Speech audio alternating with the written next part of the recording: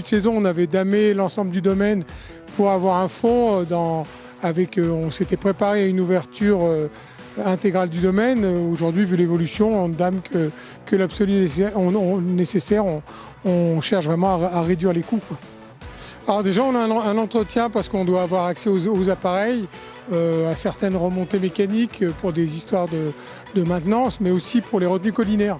Vous voyez, on a des usines à neige, on a des retenues qui exigent des contrôles hebdomadaires. Donc ça, c'est le minimum. Ensuite, on a un peu de monde, donc on a quand même des chemins piétons, on a une piste de ski ouverte avec des tapis, on en a le week-end pour les clubs. Donc oui, on a forcément des accès, des pistes de luge, des choses comme ça à entretenir. Ouais. Alors la station des saisies a été a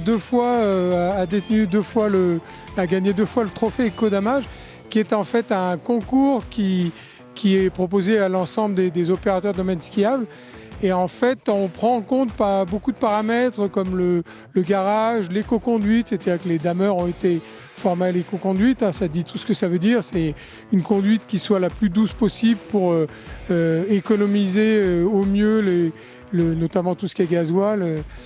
Et puis il y a d'autres facteurs au niveau des plans de damage, optimiser les plans de damage. On a un outil, le SnowSat, qui nous permet de mesurer la hauteur du manteau neigeux.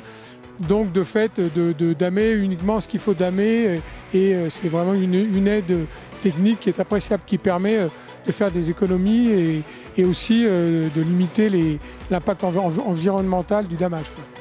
Alors cette année, on a une nouvelle dameuse en effet, qui est une dameuse qui est ce qu'on appelle une machine hybride, c'est-à-dire avec une propulsion diesel électrique. Alors l'intérêt, je ne vais pas rentrer dans le détail, mais l'intérêt de cette machine, c'est là aussi de faire des économies d'énergie. On peut économiser jusqu'à 20%, voire plus, de gasoil lorsqu'on travaille avec une machine qui a des qualités de damage qui sont très élevées. Donc voilà, c'est du gagnant-gagnant, quoi. Ben oui, parce qu'il y a beaucoup de monde. Il y a beaucoup de monde, les gens viennent à la montagne, ils font des activités. La difficulté pour nous, c'est qu'ils vont un petit peu partout. Et malgré tout, on ne dispose pas des effectifs habituels autant pour l'entretien du domaine skiable que pour l'organisation des secours.